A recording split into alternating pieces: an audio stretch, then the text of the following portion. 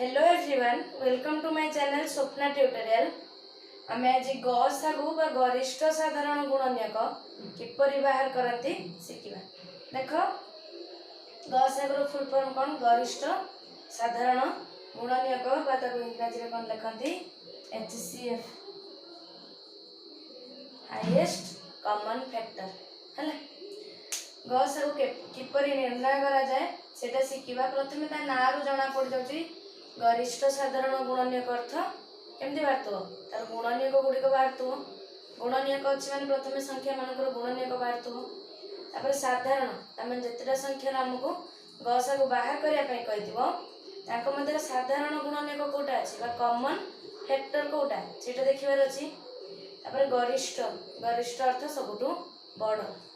ता ना मीनिंग बुझीगल। गरिष्ठ साधारण गुणनीयक सबुठार बड़ हो साधारण गुणनीयक माने कॉमन थी जितेटा संख्यार गसागु बाहर करने सबु संख्यार से गुणनीयकटा थी आउ सबुठु बड़ भी गुणनीयक थी। देख प्रथम के 4 और 10 4 गुणनीयक किए किए 1 2 4 10 गुणनीयक किए 1 2 5 10 नुह कि देखला भर साधारण किए 1 दुईटा जगह अच्छी साधारण मैंने कॉमन दुईटा जगह थी दुईटा 3टा जितने संख्या कही सब संख्या से गुणनीयकटा थी। यहाँ गोटे कि साधारण गुणनीयक अच्छी 2 और 4 तो ये ना कि 5 नहीं 10 ना कि साधारण ना गरिष्ठ कि 1 2 भर 2 4 और 2 गसागु केते 2 बुझीच। एटा गोटे प्रोसेस। नेक्स्ट प्रोसेस को जीवा 4 और 10 एमती बाहर करवा कौन करा जाए गसागु बाहर कला बेले ना जो संख्या द्वारा दुईटा जाक संख्या जितना भी संख्या देजी संपूर्ण भाव विभाज्य होतो से संख्या को नहीं पारे 2 नहीं पारे 2 2 4 2 5 10 और एमती कौन सी संख्या अच्छी कि जहाँ द्वारा 2 भी विभाज्य होतो 5 भी विभाज्य होतो 1 अच्छी 1 को छाड़ दी कि ना 1 लिखले से 2 गुण नहीं कि से 2 ही हो 1 को छाड़ी अन्य कौन सी संख्या हो पार कि हो पार ना गसागु ये सरी जाऊँगी आम गसागु किए ना जोटा भाजक जगार जोटा पड़ुची से भागफल जोटा पड़ुची किए से 2 गसागु है 2 है। आ गोटे प्रोसेस देखा यहाँ सर्टकट बा ट्रिक कहीपर सब जिन ट्रिक आम आगे बेसिक शिखा बेसिक रु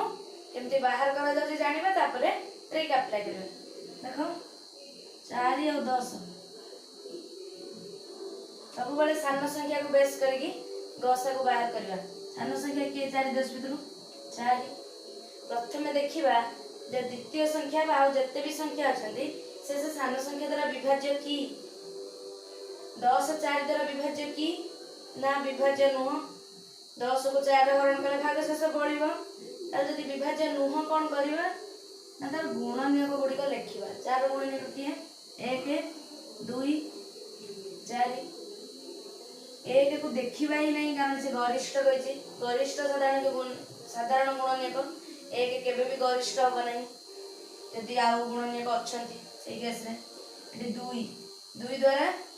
10 विभाज्य 4 द्वारा विभाज्य कि विभाज्य नु 2 द्वारा विभाज्य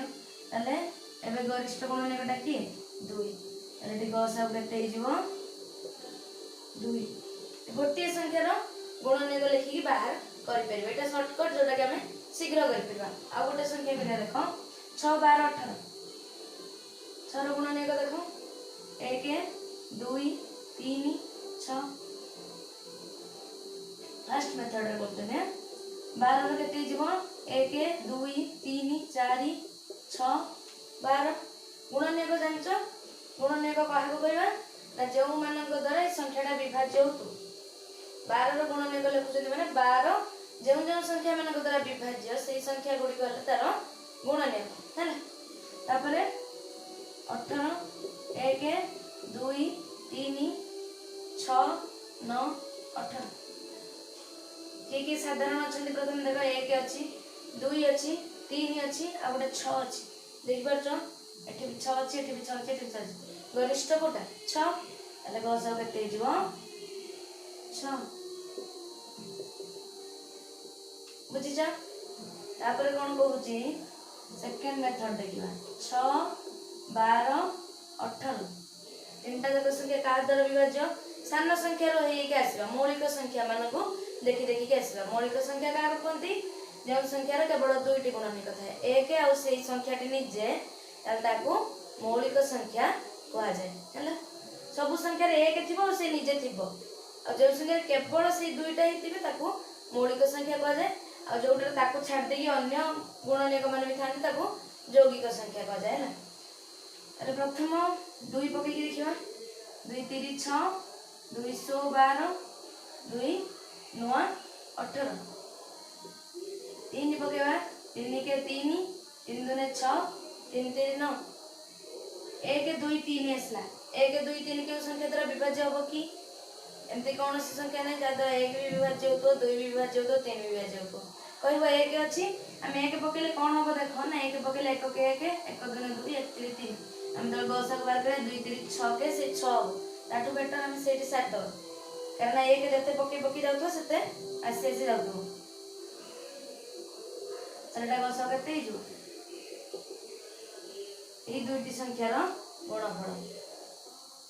2 গুণ 3 इज इक्वल्स टू 6 बुझिछ।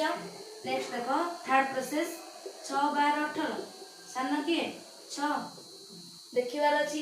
अन्य दुईटी संख्या या द्वारा विभाज्य की 6 6 द्वारा तो विभाज्य होबो 12 6 द्वारा विभाज्य की 6 दुने 12 18 6 द्वारा विभाज्य की 6 3 18 ताले अन्य दुईटी संख्या 6 द्वारा विभाज्य होतंती तेणु करी गसागु 6 यदि विभाज्य न होई तंत हम कोन करथंदे तार गुणनीयक लेखिकी देखि तांते केउ गुणनीयक द्वारा अन्य दुईटी संख्या विभाज्य हेउची तापर देखो 10 20 30 सेमति देखि परिबा 1 2 5 10 1 2 4 5 10 20 30 रा 1 2 3 5 6 10 15 30 गुणनीयक तुम हरिकी लिखि परिबो को को संख्या द्वारा 30 टा विभाज्य जदि जानि ना तले कॉमन फैक्टर 1 अछि 2 अछि 5 अछि 10 अछि गरिष्ठ की हबो अर्थात सबटु बड़ की 10 10 जदि सबटु बड़ गसा की हिजबो 10 सेकंड मेथड देखिबा 10 20 30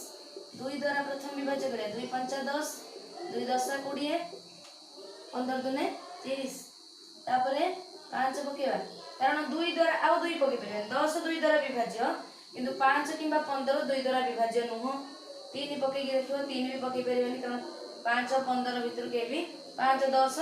3 द्वारा विभाज्य नु किंतु 15 विभाज्य हमर तीनटा जाक संख्या बा जतटा संख्या देजी समस्त संख्या विभाज्य हेउतबा आवश्यक तर 5 नै परिबा 5 के 5 5 दुने 10 5 3 15